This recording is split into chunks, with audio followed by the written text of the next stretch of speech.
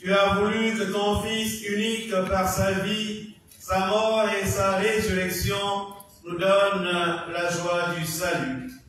Par l'intercession de la bienheureuse Vierge Marie, Mère du Rosaire, fais que nous méditions sans relâche les mystères de notre rédemption et que nous en recueillions les fruits dans notre vie quotidienne. Nous te le demandons, Père, au nom de Jésus, ton Fils, notre Seigneur et notre Dieu, qui vit rien avec toi et le Saint-Esprit, Dieu, pour les siècles des siècles. Amen.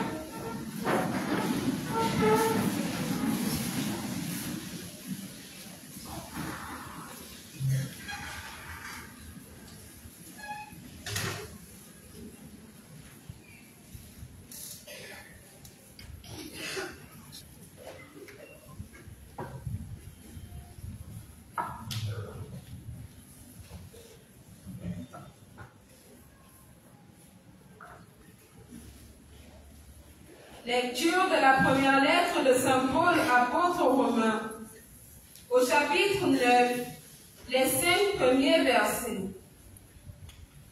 Frères, c'est la vérité que je dis dans le Christ.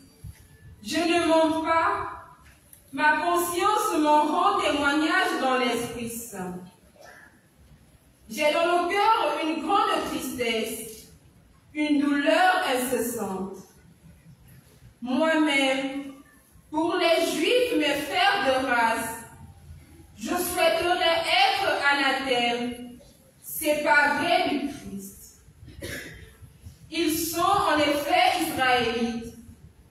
Ils ont l'adoption, la gloire, les alliances, la législation, le culte, les promesses de Dieu. Ils ont les patriarches, et c'est de leur race que le Christ est né, lui qui est au-dessus de tout, Dieu béni pour les siècles. Amen.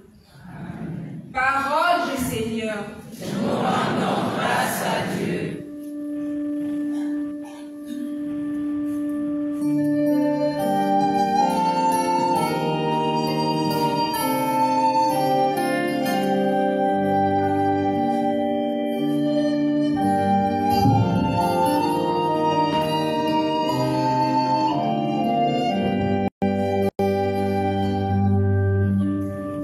Glorifie le Seigneur.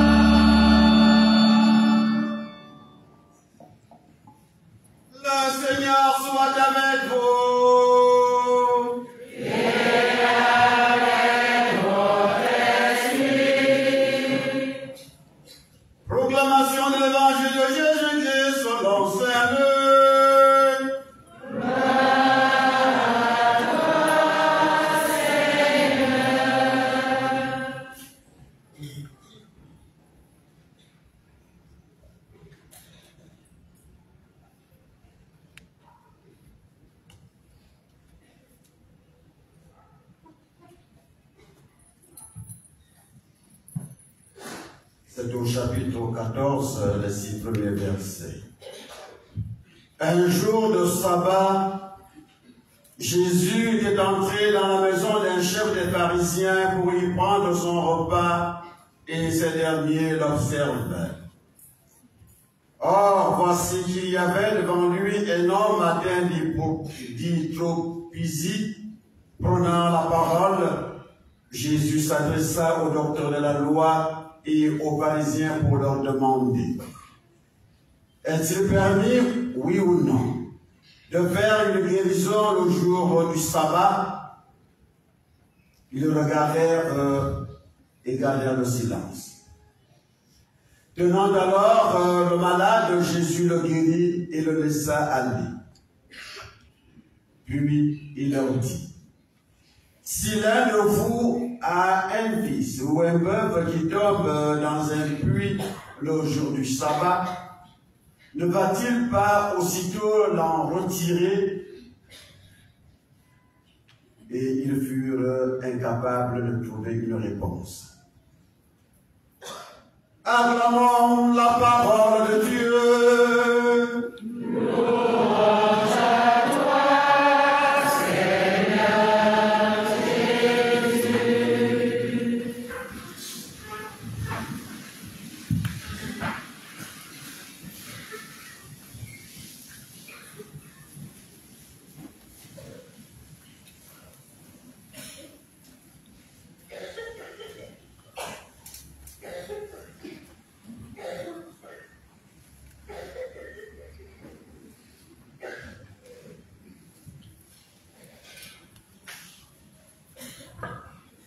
La paix du Christ. Amen. Comme vous savez, tout le monde le sait, même les bébés qui viennent de naître savent ça. Les choses de Marie ne peuvent pas commencer sans une évocation à l'Esprit Saint. Pour que Marie puisse mettre au monde le Fils du Dieu Tout-Puissant, eh bien, Dieu a envoyé l'Esprit Saint couvrir Marie de son ombre, pour que l'Église, des hommes et des femmes, pécheurs, parfois, qui n'ont pas toute la compréhension et l'intelligence qu'il faut des mystères de Dieu, pour qu'ils puissent annoncer la parole de Dieu, pour qu'ils puissent la comprendre et la vivre, pour que l'Église puisse naître, eh bien, il y a eu la Pentecôte. Alors, nous aussi, au moment où nous avons puisé des forces pendant tout ce mois d'octobre auprès de la Vierge Marie, eh bien, nous voulons invoquer l'assistance de l'Esprit Saint, afin que tout au long de cette année, toute notre vie, nous demeurions des témoins de Jésus, avec un grand amour pour la mère du Sauveur. Nous allons demander à la chorale de nous prendre un chant à l'Esprit Saint.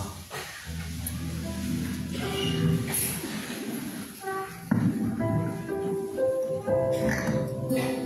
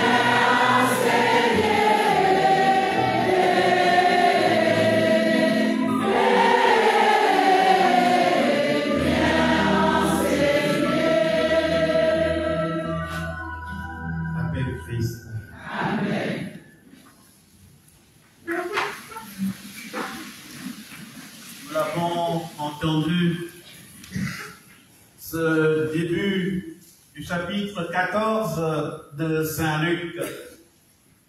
Un jour de sabbat, Jésus était entré dans la maison d'un chef de pharisiens. Frères et sœurs bien-aimés, en ce mois d'octobre, Marie, mère du Seigneur, est entrée dans nos maisons. Elle est entrée dans nos maisons avec le chapelet entre ses mains, avec la prière du rosaire entre ses mains, pour nous apprendre à prier comme elle l'a fait avec Catherine Labouré, n'est-ce pas? Tout le monde connaît cette histoire, n'est-ce pas? Où Sainte Catherine Labouré, celle de la médaille miraculeuse, est au genou de Marie et Marie apprend à cette jeune fille à prier le chapelet. Marie est entrée dans nos maisons ce mois d'octobre pour mettre entre nos mains la prière du rosaire, pour nous apprendre à prier, mais aussi pour prier avec nous et rendre grâce à Dieu pour les merveilles que le Seigneur fait dans nos vies, n'est-ce pas? Lorsque Marie entre dans la maison de Zacharie et d'Élisabeth, eh bien, elle exulte un morceau de grâce, elle chante le Magnificat pour rendre grâce à Dieu des merveilles que le Seigneur accomplit dans la vie d'Élisabeth, dans la vie de la famille de Zacharie. Marie entre dans nos maisons pour nous montrer le chapelet, la prière du rosaire, nous apprendre à prier, mais prier aussi avec nous. Rendre grâce à Dieu pour les merveilles, n'est-ce pas, dont nous sommes les principaux bénéficiaires. Dans cette maison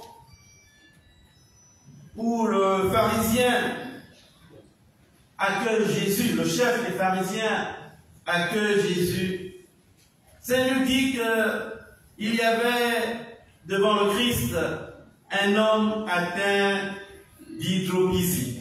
Hydropisie, c'est un vieux nom pour dire qu'il avait un œdème, un peu comme une bosse à cause de l'accumulation du liquide, n'est-ce pas, du liquide dans le corps. Et ça faisait comme une bosse.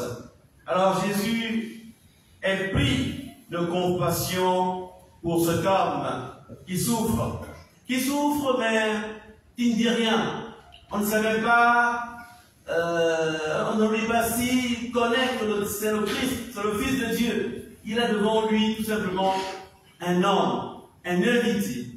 Et Jésus a compassion de cet homme qui ne demande rien. Et peut-être qu'il ne le connaît même pas, qui ne sait pas qu'il a devant lui la grâce, n'est-ce pas, d'avoir le Fils bien-aimé de Dieu, le Fils unique.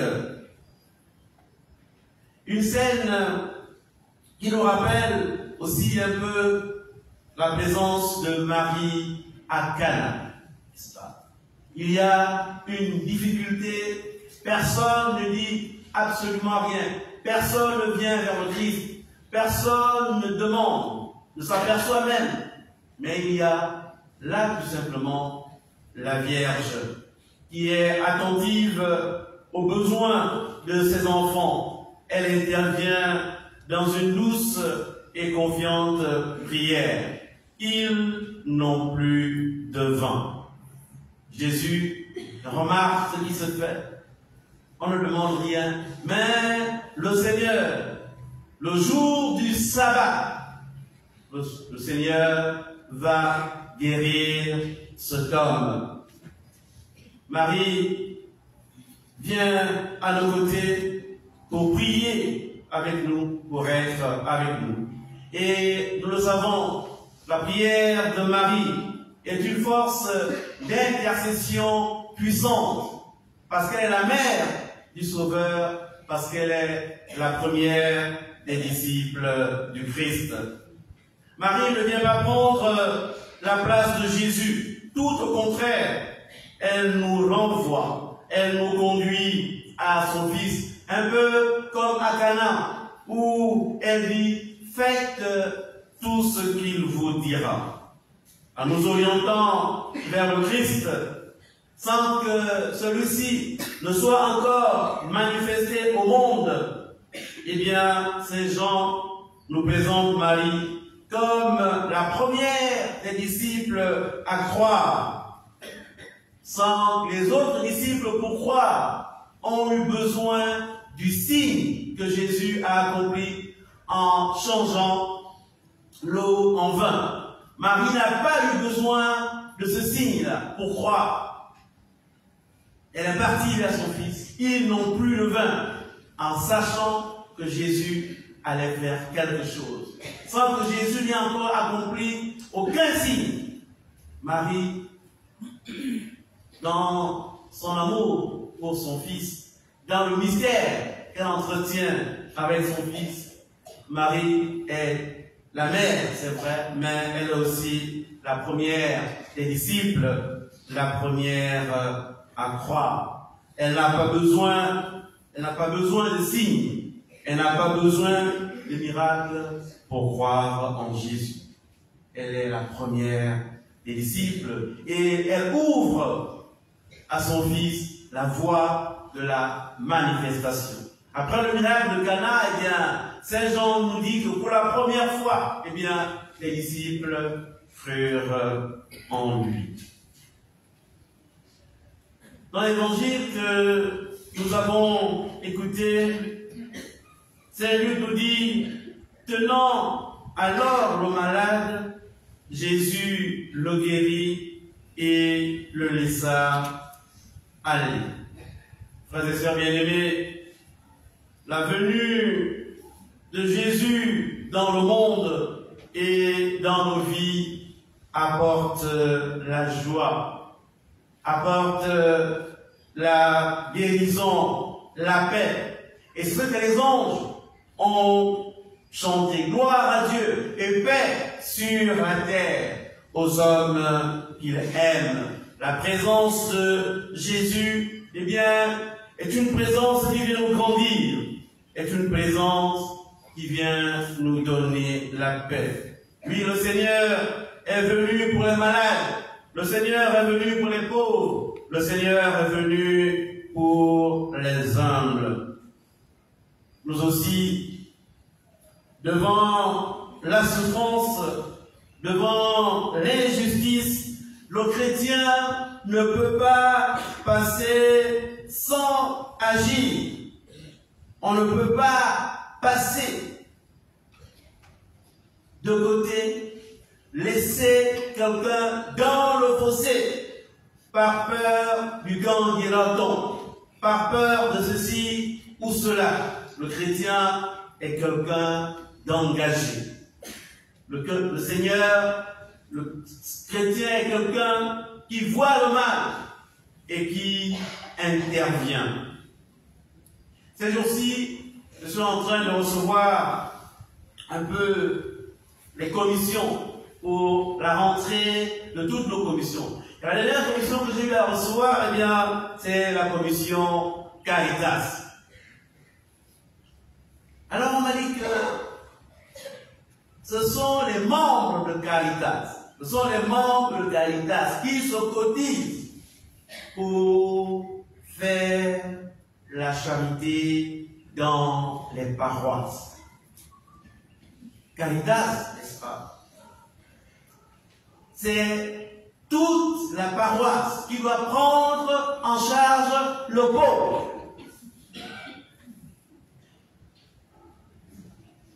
Dans la vie chrétienne, le Christ, toute son activité, eh bien, est centrée sur les pauvres. Alors Caritas Caritas est l'affaire de tout le monde. Caritas est l'affaire de tous les paroissiens. Caritas est l'affaire du curé. Caritas est l'affaire des vicaires. Caritas est l'affaire de l'évêque.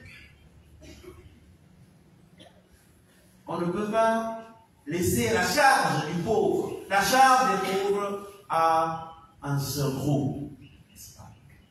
Caritas, c'est chacun d'entre nous. Cette dimension est essentielle dans la vie du chrétien. La prise en charge des pauvres. Dans les Actes des Apôtres, on lit que bien, dans la communauté, dans la première communauté chrétienne, il n'y avait pas de pauvres. Pourquoi? Bien parce qu'on mettait tout en commun et on redistribuait en fonction des besoins et en fonction des besoins de chacun. Le Christ voit cet homme malade, le Christ intervient. La Vierge voit qu'il y a un souci, la Vierge intervient. Pas de la même manière que le Christ. Elle ne guérit pas, mais elle s'adresse à Jésus. Ils n'ont plus de faim. Durant cette année, comme thème pastoral, nous avons choisi « Nous sommes le sel de la terre et la lumière du monde ». Alors, sel de la terre et lumière du monde. Donner de la saveur à l'autre, donner de la saveur aux pauvres, c'est notre préoccupation première. On peut être grand mystiques, converser avec Dieu, avec la Vierge Marie, le voir tous les jours. Mais si on ne prend pas en charge le pauvre qui est devant notre porte, alors c'est que notre foi est une foi bancale. Il y a quelque chose qui manque si le pauvre n'est pas considéré. La paix du Christ. Amen. Jésus, frères et sœurs, entre dans la maison des chefs des pharisiens. Mais malheureusement, en entrant dans cette maison, eh bien, Jésus a trouvé que la porte du cœur de ce pharisien était fermée. Le pharisien et le docteur de la loi sont enfermés dans leur connaissance. Une connaissance qui ne conduit pas à Jésus. Une connaissance vide. Une connaissance où même le bon sens n'arrive pas à pénétrer, à interroger ces gens-là.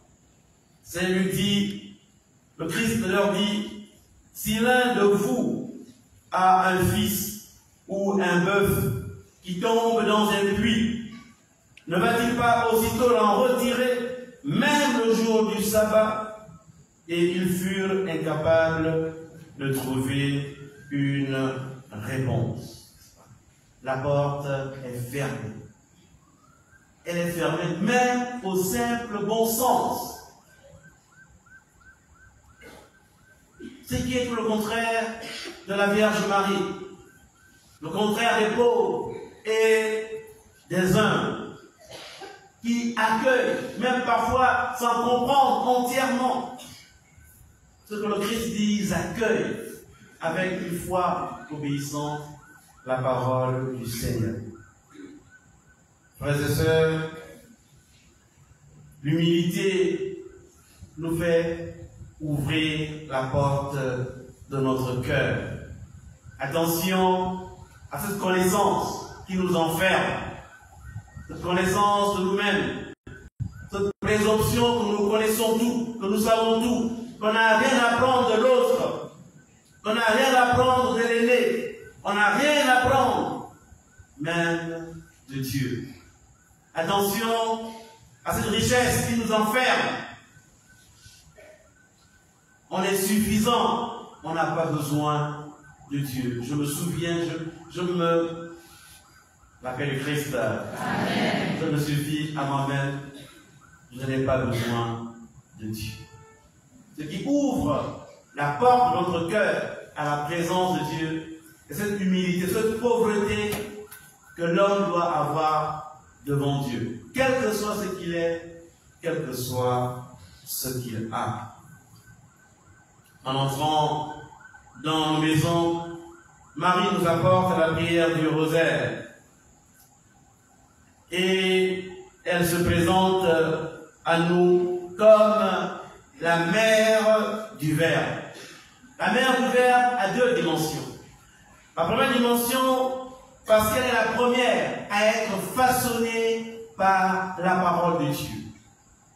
Que tout se passe selon ta volonté. Elle se laisse façonner par la parole de Dieu. Et dans la deuxième dimension, eh bien, elle nous invite à nous ajuster à la parole. Faites tout ce qu'il vous dira.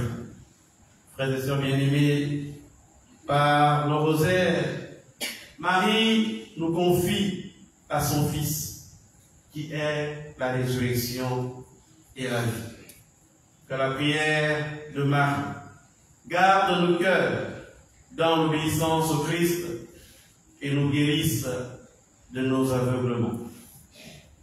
Au nom du Père et du Fils et du Saint-Esprit. Amen.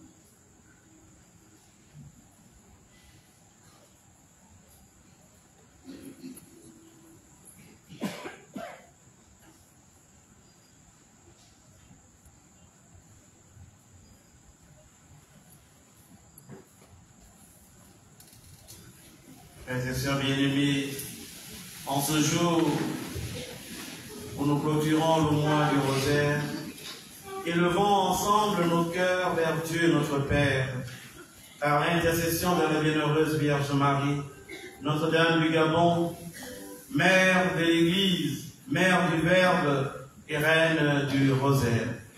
Confiant dans sa tendresse, présentons-lui nos intentions pour l'Église, pour notre pays, pour l'Afrique tout entier et pour le salut du monde.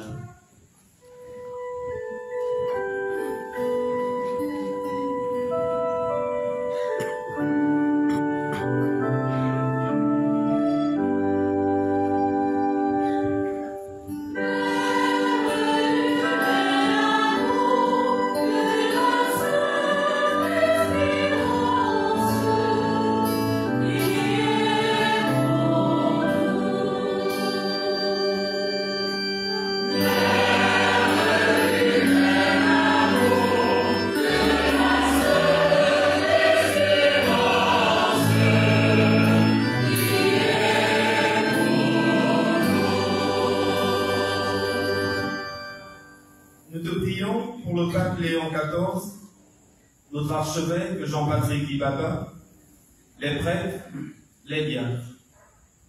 Accorde à ces derniers, par l'intercession de la Vierge Marie, de vivre selon ton enseignement. Remplis-les de ton esprit, afin qu'ils continuent d'annoncer ta miséricorde. Seigneur, nous te prions.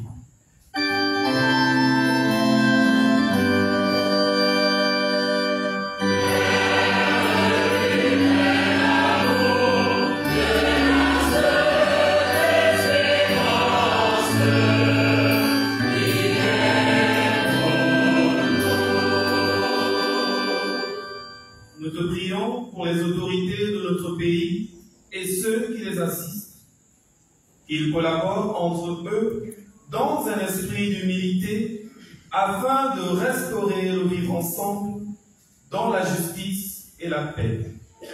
Seigneur, nous te prions.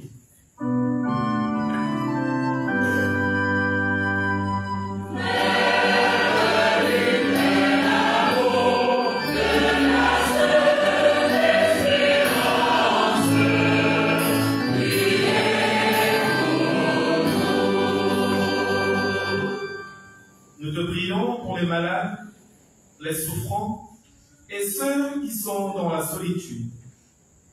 Que la Vierge Marie, notre Mère de miséricorde, soit pour eux un réconfort et qu'ils trouvent auprès de leurs frères et sœurs le soutien et l'aide dont ils ont besoin. Seigneur, nous te prions.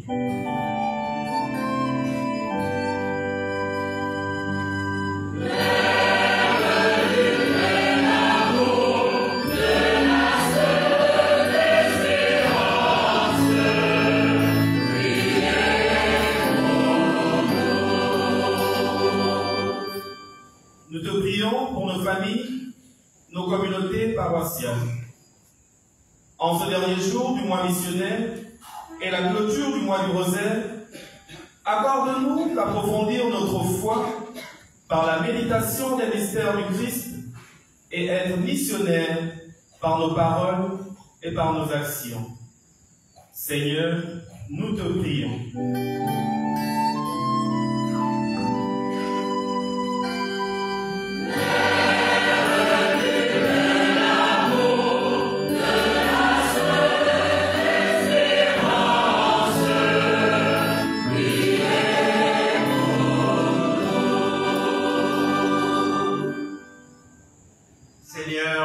Dieu, toi qui écoutes la prière de ton peuple, reçois celle que nous t'avons présentée avec foi et que par l'intercession de la Vierge Marie, tu combles de grâce tes fils et tes filles du Gabon et de toute l'Afrique, afin que nos pays demeurent dans la paix, dans la justice et dans l'espérance. Par Jésus, le Christ notre Seigneur. Amen.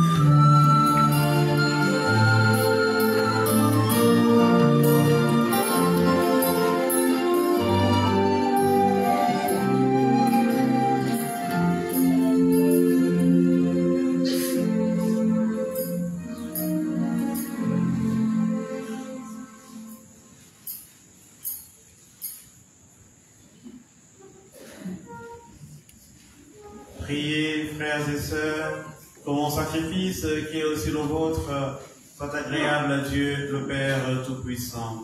Que le Seigneur reçoive de vos mains ce sacrifice à la louange et à la gloire de son nom, pour notre bien et celui de toute l'Église. Accueille, Seigneur, les dons que ton peuple t'apporte, en l'honneur de la Vierge Marie, notre Mère. Nous te prions pour que le rosaire que nous avons prié tout au long de ce mois porte dans nos vies les fruits de la paix, de la foi et de la charité, par le Christ notre Seigneur. Amen. Le Seigneur soit avec vous. Et avec votre esprit. Élevons notre cœur. Nous le tournons vers le Seigneur. Rendons grâce au Seigneur notre Dieu.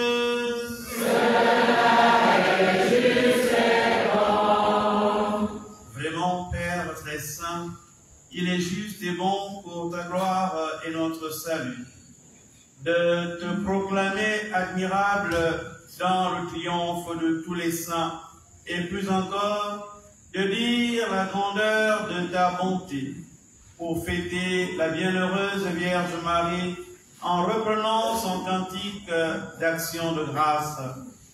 Puis tu as fait des merveilles pour la terre entière, et tu as étendu ta miséricorde à tous les âges, en choisissant ton humble servante pour donner au monde le Sauveur, ton Fils, le Seigneur Jésus-Christ. Par lui, les anges adorent ta majesté et se réjouissent en ta présence à jamais. À leur hymne de louange, laisse-nous joindre nos voix pour chanter et proclamer.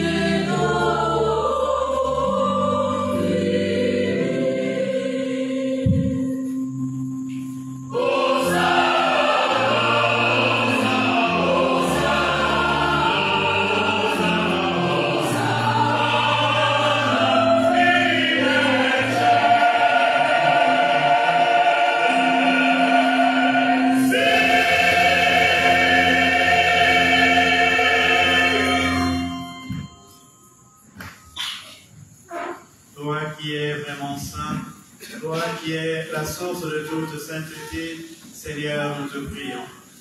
Sanctifie ces offrandes en répandant sur elles ton esprit, qu'elles deviennent pour nous le corps et le sang de Jésus, le Christ notre Seigneur.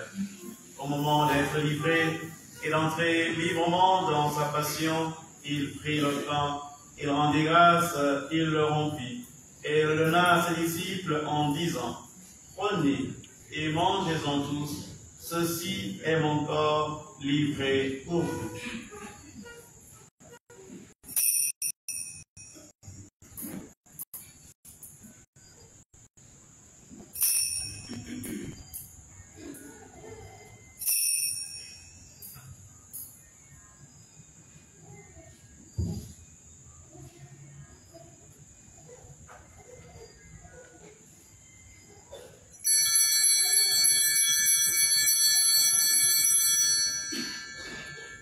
De même, après le repas, il prit la coupe.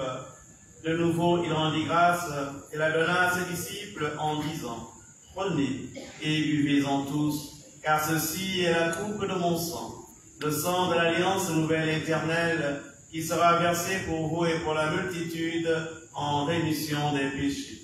Vous ferez cela en mémoire de moi. »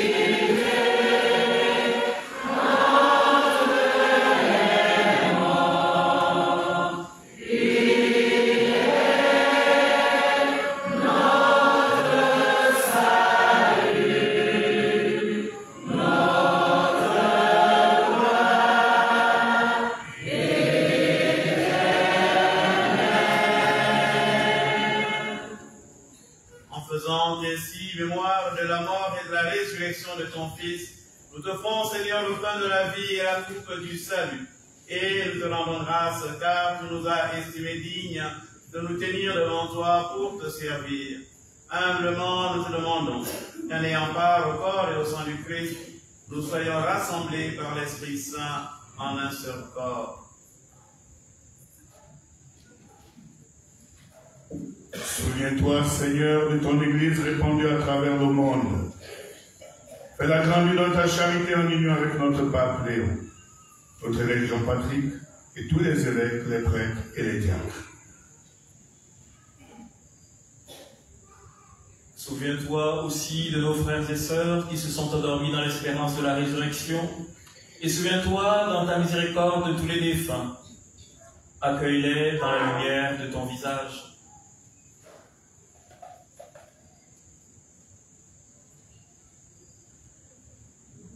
Sur nous tous, enfin, nous implorons ta bonté. Nous implorons ta bonté sur notre humanité. Nous implorons ta bonté sur ton peuple ici rassemblé. Nous implorons ta bonté sur tous les malades. Permets qu'avec la Vierge Marie, la bienheureuse Mère de Dieu, avec Saint Joseph, son époux, les apôtres et tous les saints qui ont fait ta joie au long des âges, afin que nous ayons part à la vie éternelle et que nous chantions ta louange et ta gloire par ton Fils Jésus le Christ.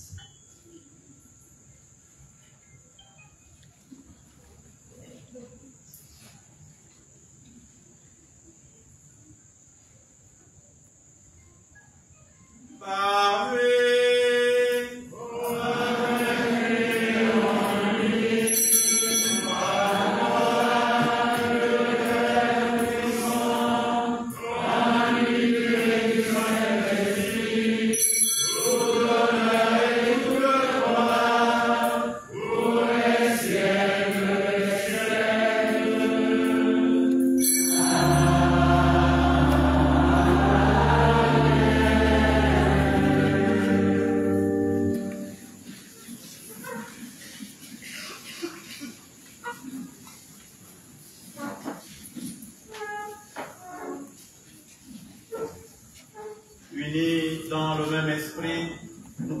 dire avec confiance la prière que nous avons reçue du Sauveur.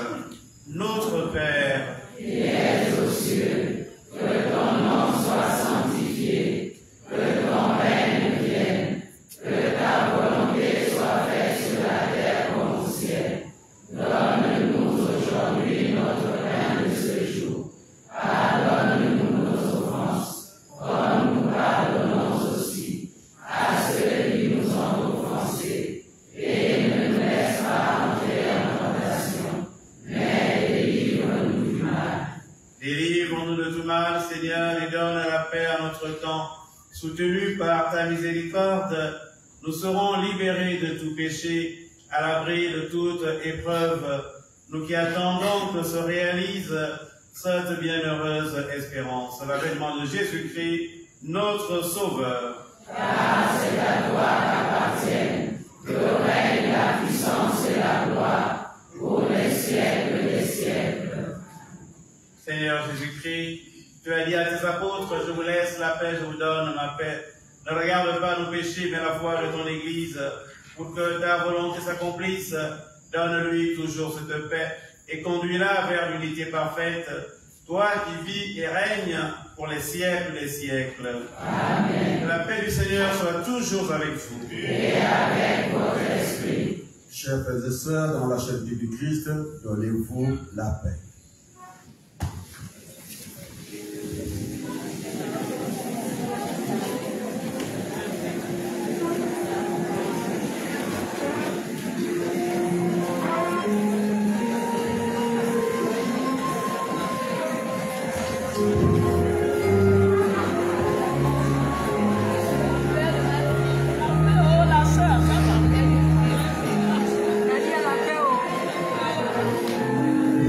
La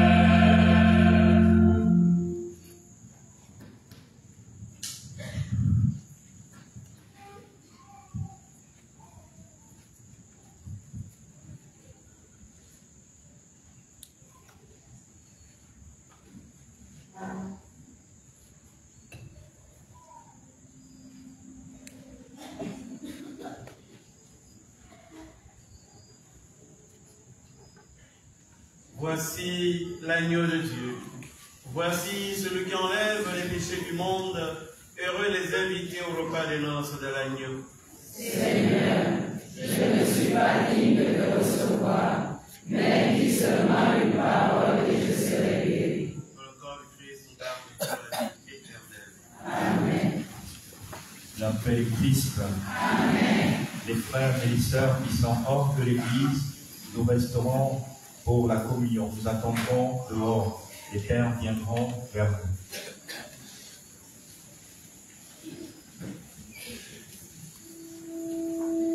Amen.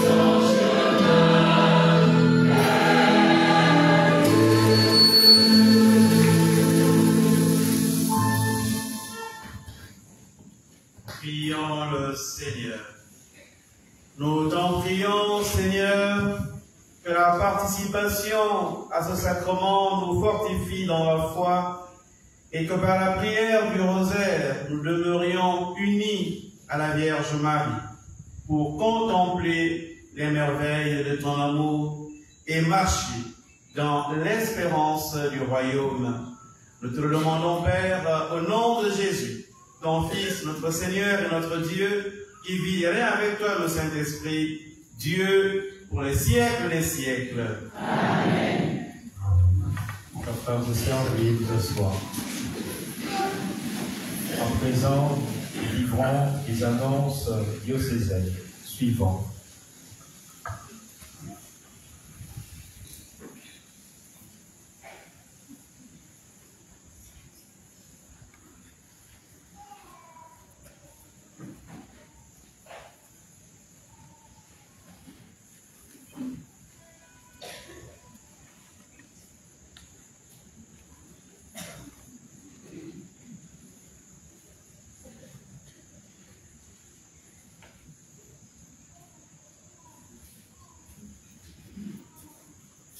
Son Excellence, Monseigneur Jean-Patrick Ibaba, archevêque métropolitain de Libreville.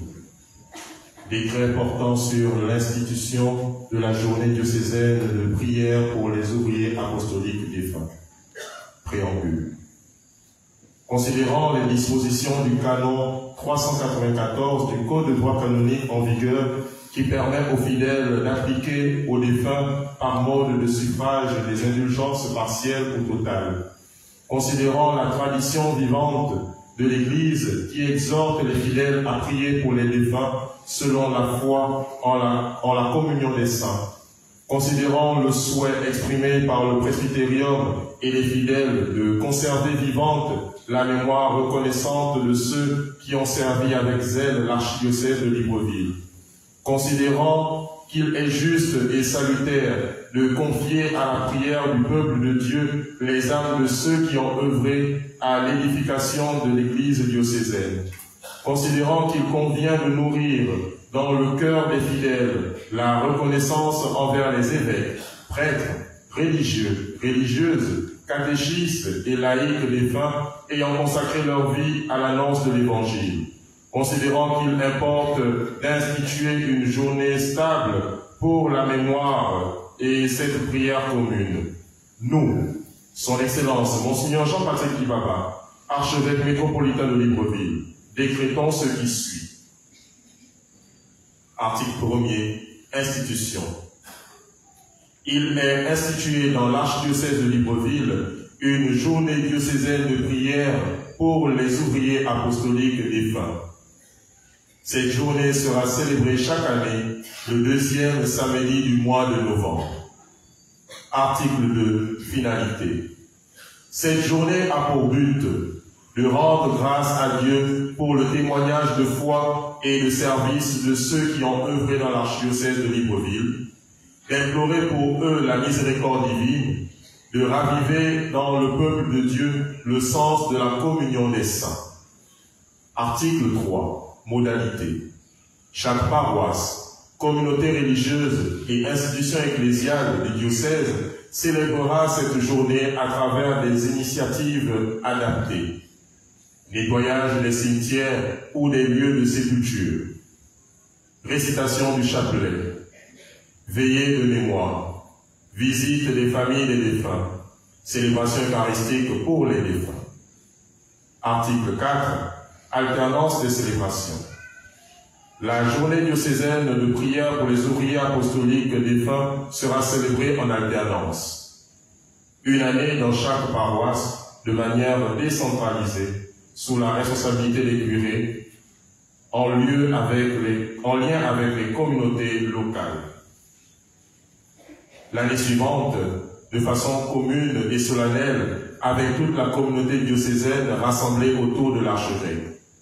Cette alternance vise à favoriser la participation de tous les fidèles, à la fois dans la proximité paroissiale et dans la communion diocésaine. Article 5. Mémoire diocésaine et paroissiale. La chancellerie diocésaine tiendra un registre diocésain des ouvriers apostoliques défunts, mis à jour chaque année. À l'échelle paroissiale, Les secrétariats paroissiaux tiendront également un registre des ouvriers apostoliques défunts ayant œuvré dans leur communauté, afin d'en nourrir la mémoire vivante et de faciliter la communion de prière entre les paroisses et le diocèse. Article 6. Disposition finale. Le présent décret prend effet à la date de sa promulgation. Il sera notifié au curé, aux responsables des projets, ainsi qu'aux fidèles des zones mentionnées. Pour exécution, vicaire général, chancellerie, cérémonial diocésain, curé de paroisse, fait à Libreville le vendredi 31 octobre 2025, son Excellence Monseigneur Jean-Patrick Ibaba, archevêque métropolitain de Libreville.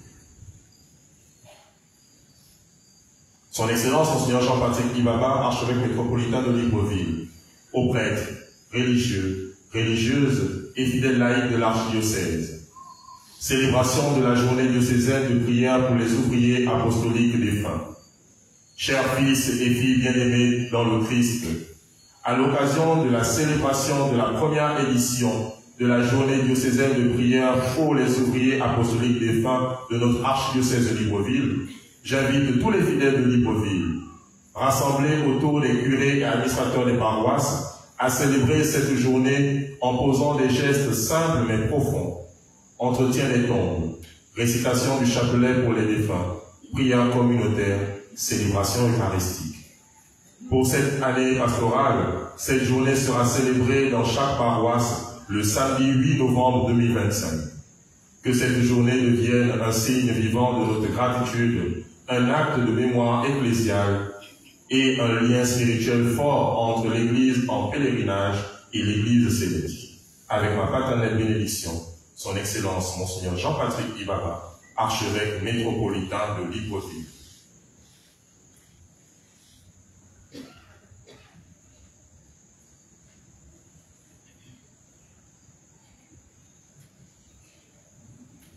Archidiocèse de Libreville, commission liturgique diocésaine. Précision liturgique concernant la célébration du 2 novembre 2025. Chers frères prêtres, chers membres des commissions liturgiques paroissiales, la commission liturgique archidiocésaine souhaite rappeler les dispositions liturgiques relatives à la commémoration de tous les fidèles défunts célébrée le 2 novembre 2025, laquelle coïncide cette année avec un dimanche. Règle liturgique. Lorsque le 2 novembre tombe un dimanche du temps ordinaire, la commémoration de tous les fidèles défunts prévaut sur la célébration dominicale. Par conséquent, toutes les messes de ce jour seront célébrées selon les textes propres de la commémoration des défunts, conformément aux prescriptions du missel romain et du calendriarum romanum. Disposition liturgique.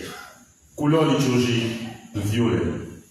Lecture, celle prévue pour les messes des défunts. Gloire à Dieu, omis. Credo, omis. Préface des défunts. Bénédiction finale, selon le formulaire des défunts. Les célébrations doivent se dérouler dans un climat de sobriété, de recueillement et d'espérance chrétienne, rappelant notre foi en la résurrection et la communion des saints. Concernant les messes anticipées du samedi soir. Les messes anticipées du samedi soir, c'est-à-dire le 1er novembre au soir, célébrées après 17h, sont celles du dimanche 2 novembre, c'est-à-dire la commémoration de tous les fidèles défunts.